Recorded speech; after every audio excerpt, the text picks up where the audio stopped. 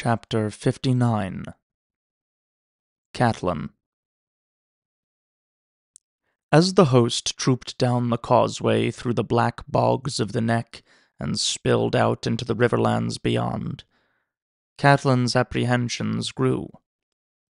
She masked her fears behind a face kept still and stern, yet they were there all the same, growing with every league they crossed. Her days were anxious, her nights restless, and every raven that flew overhead made her clench her teeth. She feared for her lord father, and wondered at his ominous silence. She feared for her brother Edmure, and prayed that the gods would watch over him if he must face the Kingslayer in battle. She feared for Ned, and her girls, and for the sweet sons she had left behind at Winterfell. And yet there was nothing she could do for any of them, and so she made herself put all thought of them aside. "You must save your strength for Robb," she told herself. "He is the only one you can help. You must be as fierce and hard as the North, Catelyn Tully. You must be a Stark for true now, like your son." Robb rode at the front of the column, beneath the flapping white banner of Winterfell. Each day he would ask one of his lords to join him, so they might confer as they marched.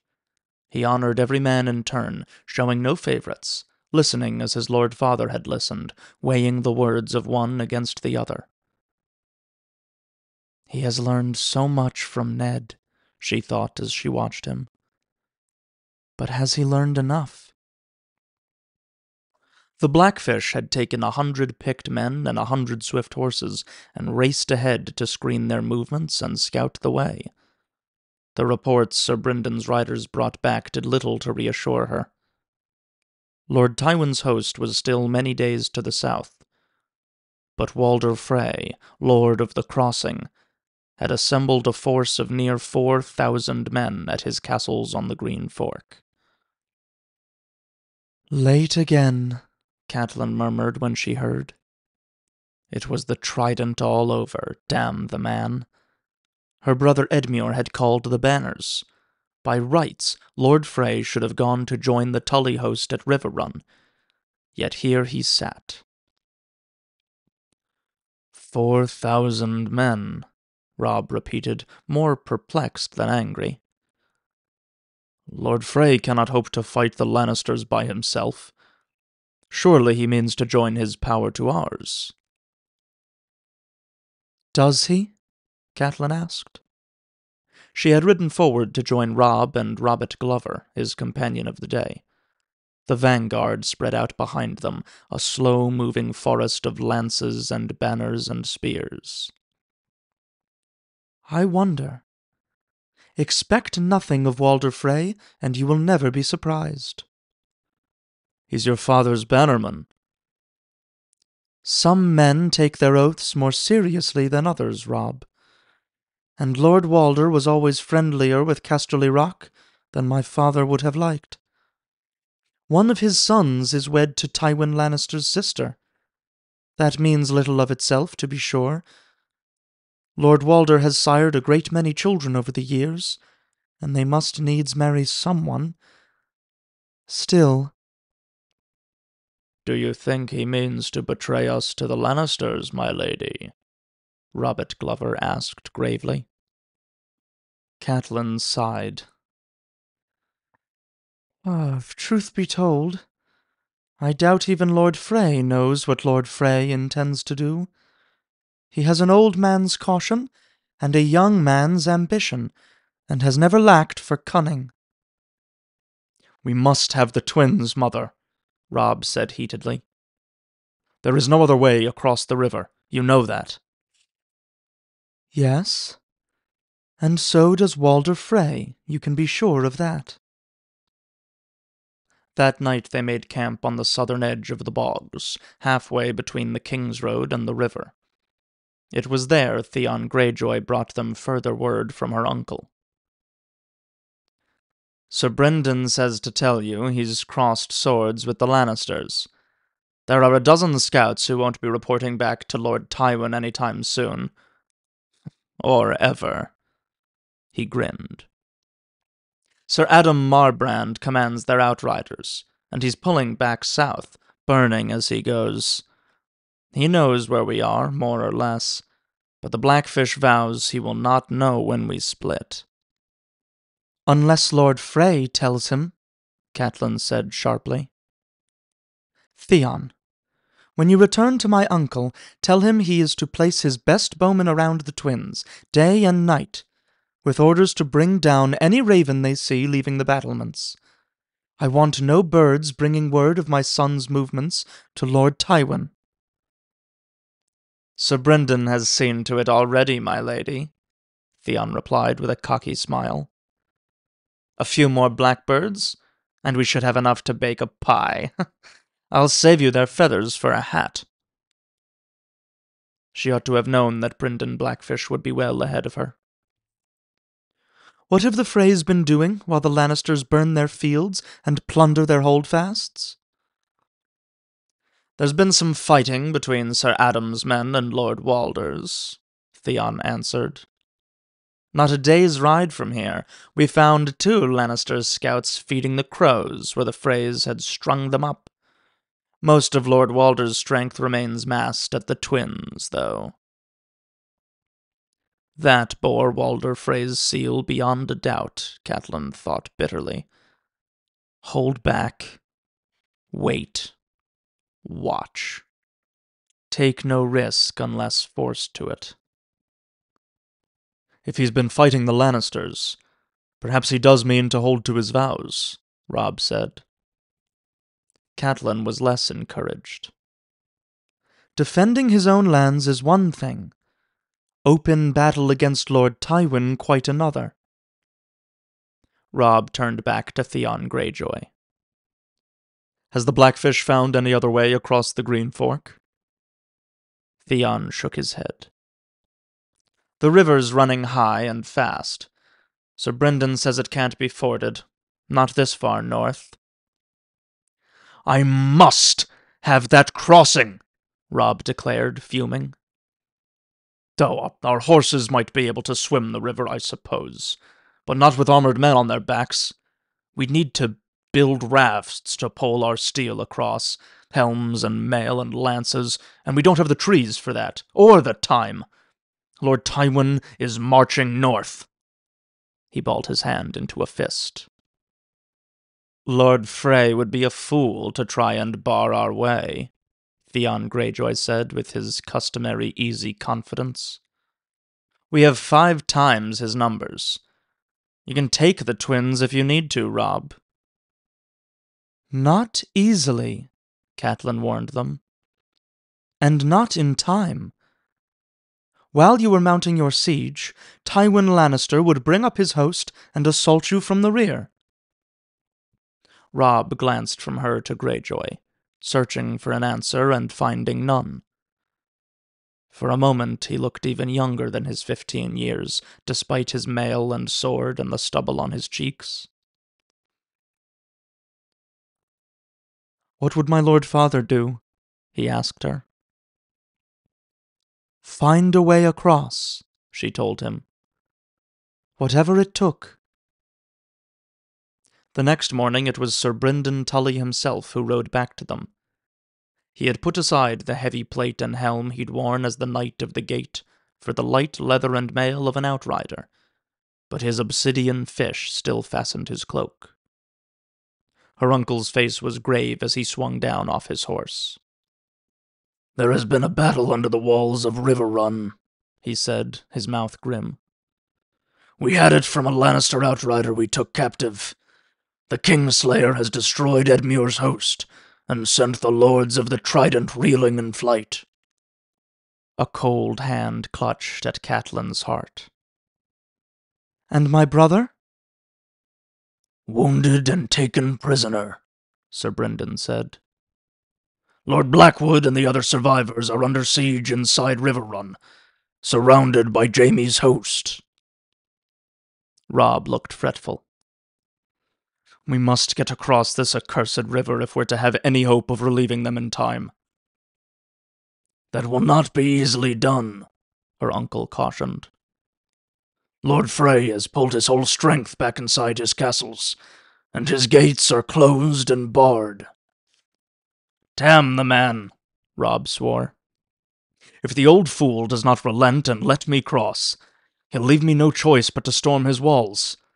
I'll pull the twins down around his ears if I have to. We'll see how well he likes that. You sound like a sulky boy, Robb, Catelyn said sharply. A child sees an obstacle, and his first thought is to run around it or knock it down. A lord must learn that sometimes words can accomplish what swords cannot. Robb's neck reddened at the rebuke. Tell me what you mean, mother, he said meekly. The Freys have held the crossing for 600 years, and for 600 years they have never failed to exact their toll. What toll? What does he want? She smiled. That is what we must discover. And what if I do not choose to pay this toll? Then you had best retreat back to Moat Cailin, deploy to meet Lord Tywin in battle, or grow wings. I see no other choices. Catelyn put her heels to her horse and rode off, leaving her son to ponder her words. It would not do to make him feel as if his mother were usurping his place. Did you teach him wisdom as well as valor, Ned? She wondered. Did you teach him how to kneel? The graveyards of the Seven Kingdoms were full of brave men who had never learned that lesson. It was near midday when their vanguard came in sight of the twins, where the lords of the crossing had their seat. The Green Fork ran swift and deep here, but the Freys had spanned it many centuries past and grown rich off the coin men paid them to cross. Their bridge was a massive arch of smooth gray rock, wide enough for 2 wagons to pass abreast. The water tower rose from the center of the span, commanding both road and river with its arrow slits, murder holes, and portcullises. It had taken the Freys 3 generations to complete their bridge. When they were done, they'd thrown up stout timber keeps on either bank, so no one might cross without their leave. The timber had long since given way to stone. The twins. 2 squat, ugly, formidable castles, identical in every respect, with the bridge arching between, had guarded the crossing for centuries. High curtain walls, deep moats, and heavy oak and iron gates protected the approaches. The bridge footings rose from within stout inner keeps. There was a barbican and portcullis on either bank, and the water tower defended the span itself. One glance was sufficient to tell Catelyn that the castle would not be taken by storm. The battlements bristled with spears and swords and scorpions. There was an archer at every crenel and arrow slit. The drawbridge was up, the portcullis down, the gates closed and barred. The Great John began to curse and swear as soon as he saw what awaited them. Lord Rickard Karstark glowered in silence. That cannot be assaulted, my lords, Roose Bolton announced. Nor can we take it by siege, without an army on the far bank to invest the other castle, Helman Tallhart said gloomily. Across the deep-running green waters, the western twin stood like a reflection of its eastern brother. Even if we had the time, which, to be sure, we do not. As the northern lords studied the castle, a sally port opened. A plank bridge slid across the moat, and a dozen knights rode forth to confront them, led by 4 of Lord Walder's many sons.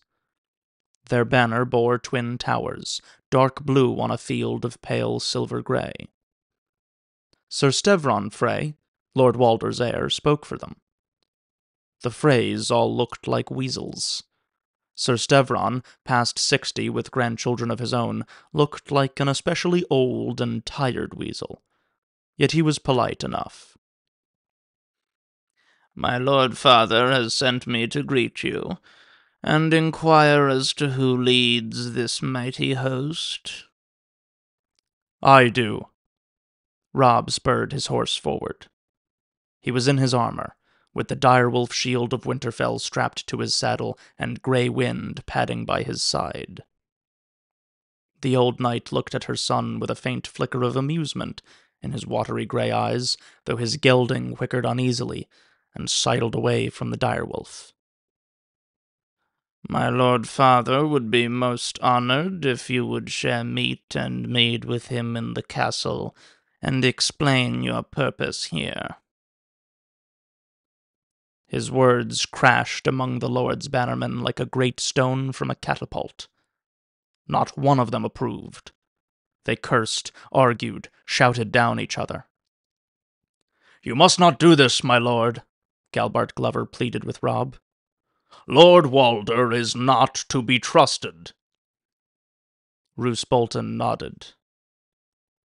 "Go in there alone, and you're his. He can sell you to the Lannisters, throw you in a dungeon, or slit your throat as he likes." "If he wants to talk to us, let him open his gates, and we will all share his meat and mead," declared Sir Wendell Manderly. "Or let him come out and treat with Robb here, in plain sight of his men and ours," suggested his brother Sir Wylas. Catelyn Stark shared all their doubts, but she had only to glance at Sir Stevron to see that he was not pleased by what he was hearing. A few more words and the chance would be lost. She had to act, and quickly. "I will go," she said loudly. "You, my lady?" The Great John furrowed his brow. "Mother, are you certain?" Clearly Robb was not. "Nevermore," Catelyn lied glibly. "Lord Walder is my father's bannerman. I have known him since I was a girl. He would never offer me any harm." Unless he saw some profit in it, she added silently, but some truths did not bear saying, and some lies were necessary. "I am certain my lord father would be pleased to speak to the Lady Catelyn," Sir Stevron said. "To vouchsafe for our good intentions, my brother Sir Perwyn will remain here until she is safely returned to you." "He shall be our honored guest," said Robb. Sir Perwyn, the youngest of the four Freys in the party, dismounted and handed the reins of his horse to a brother. "I require my lady mother's return by evenfall, Sir Stevron," Robb went on. "It is not my intent to linger here long." Sir Stevron Frey gave a polite nod. "As you say, my lord." Catelyn spurred her horse forward and did not look back. Lord Walder's sons and envoys fell in around her. Her father had once said of Walder Frey that he was the only lord in the Seven Kingdoms who could field an army out of his breeches. When the Lord of the Crossing welcomed Catelyn in the great hall of the East Castle, surrounded by 20 living sons, minus Sir Perwyn, who would have made 21, 36 grandsons, 19 great-grandsons, and numerous daughters, granddaughters, bastards, and grand-bastards, she understood just what he had meant. Lord Walder was 90, a wizened pink weasel with a bald, spotted head, too gouty to stand unassisted. His newest wife, a pale, frail girl of 16 years, walked beside his litter when they carried him in. She was the 8th Lady Frey. "It is a great pleasure to see you again after so many years, my lord," Catelyn said. The old man squinted at her suspiciously. "Is it? I doubt that. Spare me your sweet words, Lady Catelyn. I am too old. Why are you here? Is your boy too proud to come before me himself? What am I to do with you?" Catelyn had been a girl the last time she had visited the twins, But even then Lord Walder had been irascible, sharp of tongue, and blunt of manner. Age had made him worse than ever, it would seem. She would need to choose her words with care, and do her best to take no offense from his. "Father," Sir Stevron said reproachfully, "you forget yourself. Lady Stark is here at your invitation." Did I ask you? You are not Lord Frey yet. Not until I die. Do I look dead? I'll hear no instructions from you. "This is no way to speak in front of our noble guest, father," one of his younger sons said. "Now my bastards presume to teach me courtesy," Lord Walder complained. "I'll speak any way I like, damn you. I've had 3 kings to guest in my life, and queens as well. Do you think I require lessons from the likes of you, Ryger? Your mother was milking goats the first time I gave her my seed." He dismissed the red-faced youth with a flick of his fingers and gestured to 2 of his other sons. "Done well. Waylon, help me to my chair." They shifted Lord Walder from his litter and carried him to the high seat of the Freys, a tall chair of black oak, whose back was carved in the shape of 2 towers linked by a bridge. His young wife crept up timidly and covered his legs with a blanket. When he was settled, the old man beckoned Catelyn forward and planted a papery dry kiss on her hand. "There," he announced. "Now that I have observed the courtesies, my lady, perhaps my sons will do me the honor of shutting their mouths. Why are you here?" "To ask you to open your gates, my lord," Catelyn replied politely. "My son and his lord's bannermen are most anxious to cross the river and be on their way." "To River Run?" he sniggered. "Oh, no need to tell me. No need. I'm not blind yet. The old man can still read a map." "To River Run," Catelyn confirmed. She saw no reason to deny it. "Where I might have expected to find you, my lord. You are still my father's bannerman, are you not?" "Meh," said Lord Walder, a noise halfway between a laugh and a grunt. "I called my swords, yes I did. Here they are. You saw them on the walls. It was my intent to march as soon as all my strength was assembled.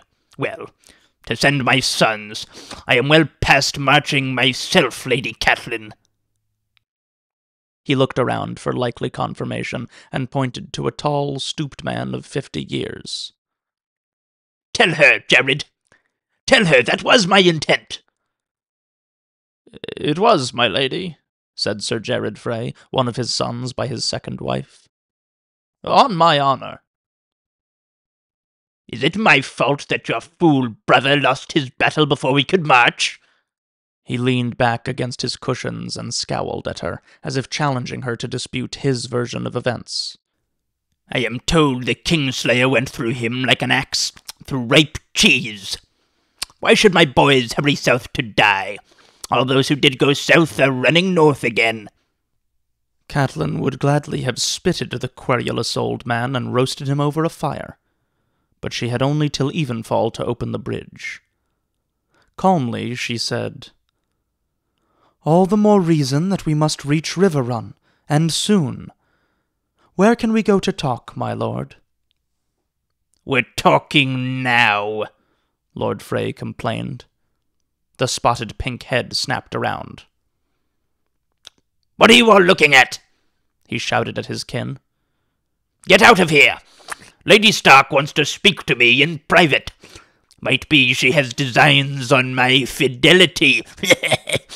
Go, all of you, find something useful to do. Yes, you too, woman. Out! Out! Out!" As his sons and grandsons and daughters and bastards and nieces and nephews streamed from the hall, he leaned close to Catelyn and confessed. "They're all waiting for me to die. Stevron's been waiting for 40 years, but I keep disappointing him. Why should I die just so he can be a lord, I ask you? I won't do it. I have every hope that you will live to be 100. That would boil them, to be sure. Oh, to be sure. Now, what do you want to say? We want to cross, Catelyn told him. Oh, do you? That's blunt. Why should I let you? For a moment her anger flared. If you were strong enough to climb your own battlements, Lord Frey, you would see that my son has 20,000 men outside your walls. There'll be 20,000 fresh corpses when Lord Tywin gets here, the old man shot back. Don't you try and frighten me, my lady. Your husband's in some traitor's cell under the Red Keep.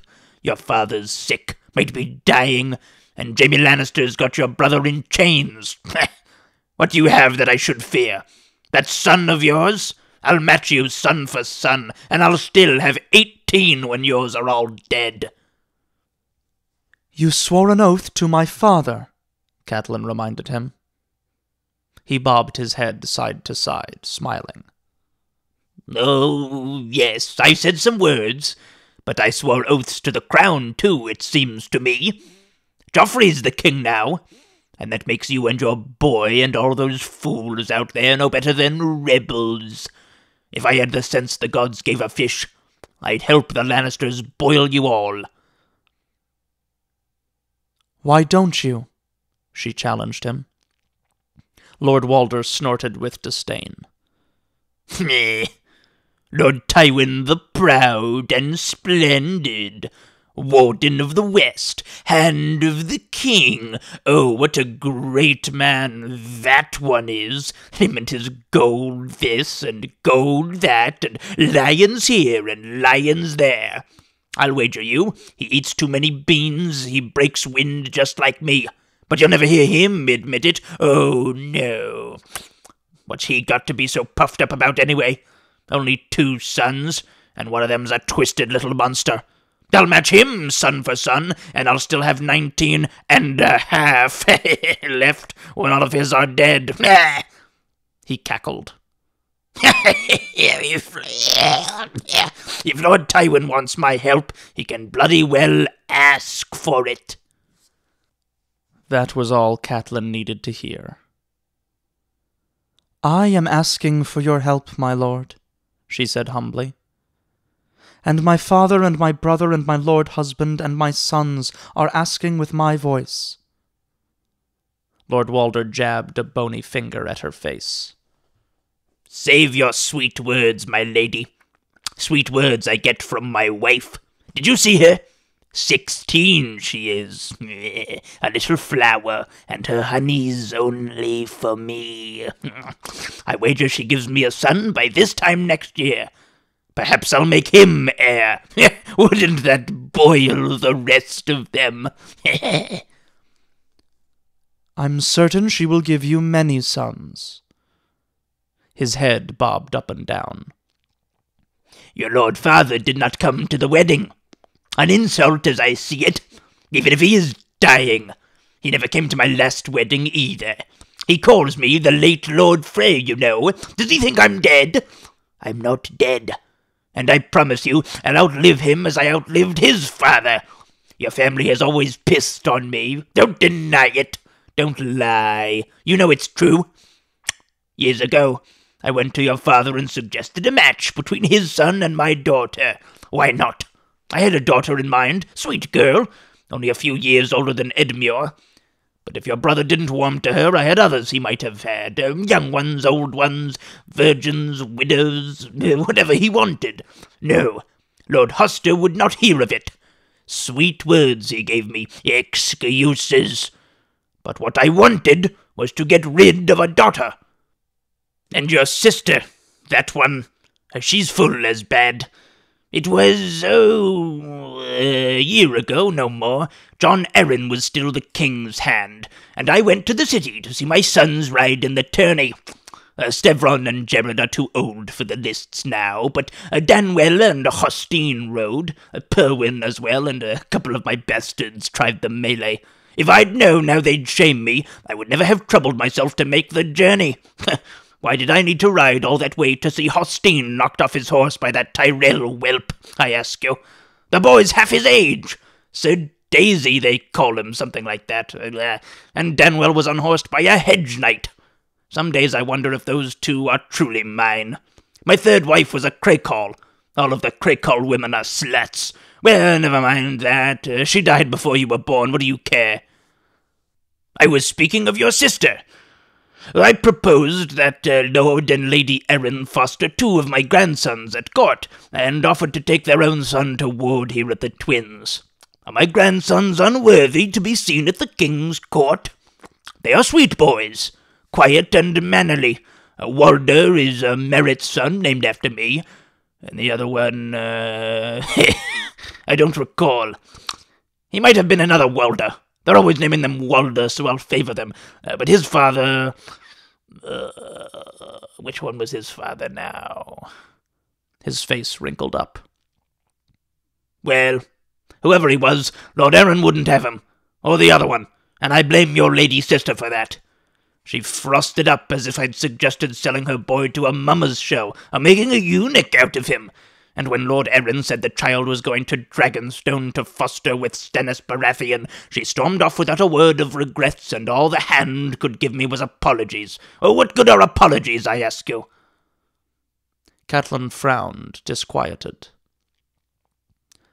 I had understood that Lysa's boy was to be fostered with Lord Tywin at Casterly Rock.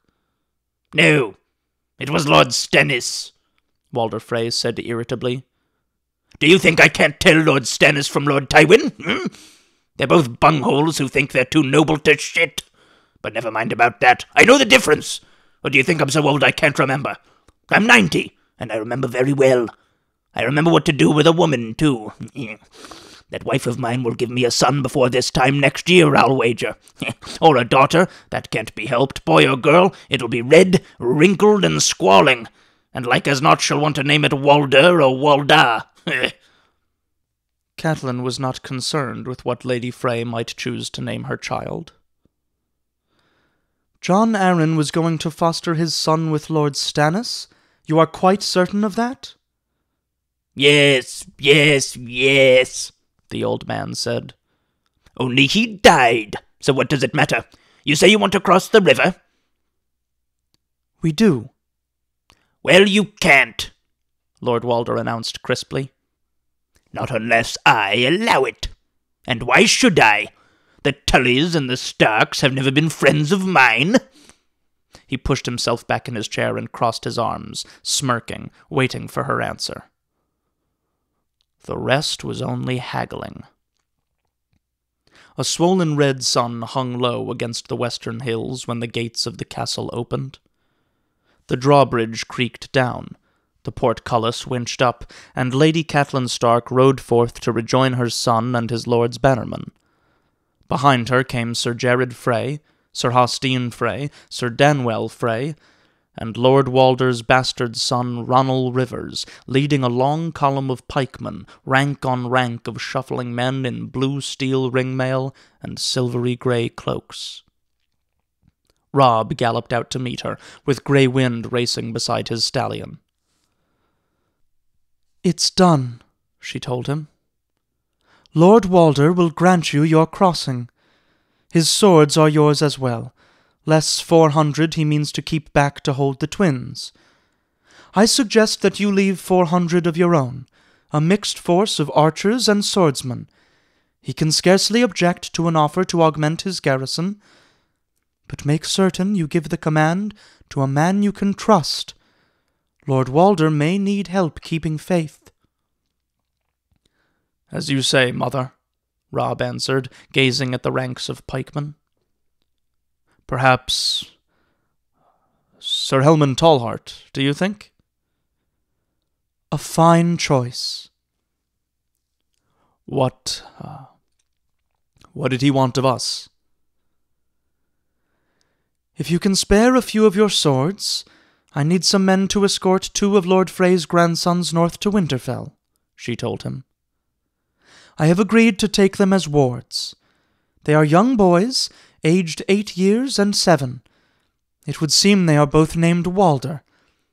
Your brother Bran will welcome the companionship of lads near his own age, I should think.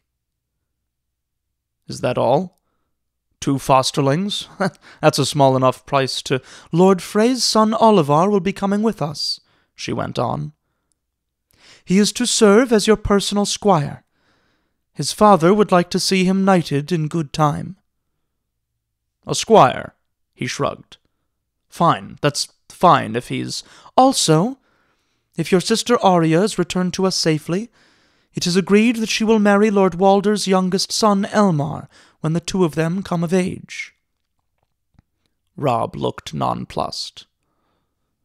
Arya won't like that one bit. And you are to wed one of his daughters once the fighting is done, she finished. His lordship has graciously consented to allow you to choose whichever girl you prefer. He has a number he thinks might be suitable. To his credit, Robb did not flinch. I see. Do you consent? Can I refuse? Not if you wish to cross. I consent, Robb said solemnly. He had never seemed more manly to her than he did in that moment. Boys might play with swords, but it took a lord to make a marriage pact, knowing what it meant. They crossed at evenfall as a horned moon floated upon the river. The double column wound its way through the gate of the eastern twin like a great steel snake, slithering across the courtyard, into the keep and over the bridge, to issue forth once more from the second castle on the west bank. Catelyn rode at the head of the Serpent, with her son and her uncle Sir Brendan and Sir Stevron Frey. Behind followed 9/10 of their horse, knights, lancers, free riders, and mounted bowmen. It took hours for them all to cross. Afterward, Catelyn would remember the clatter of countless hooves on the drawbridge, the sight of Lord Walder Frey and his litter watching them pass, the glitter of eyes peering down through the slats of the murder holes in the ceiling as they rode through the water tower. The larger part of the northern host, pikes and archers and great masses of men-at-arms on foot, remained upon the east bank under the command of Roose Bolton. Robb had commanded him to continue the march south, to confront the huge Lannister army coming north under Lord Tywin. For good or ill, her son had thrown the dice.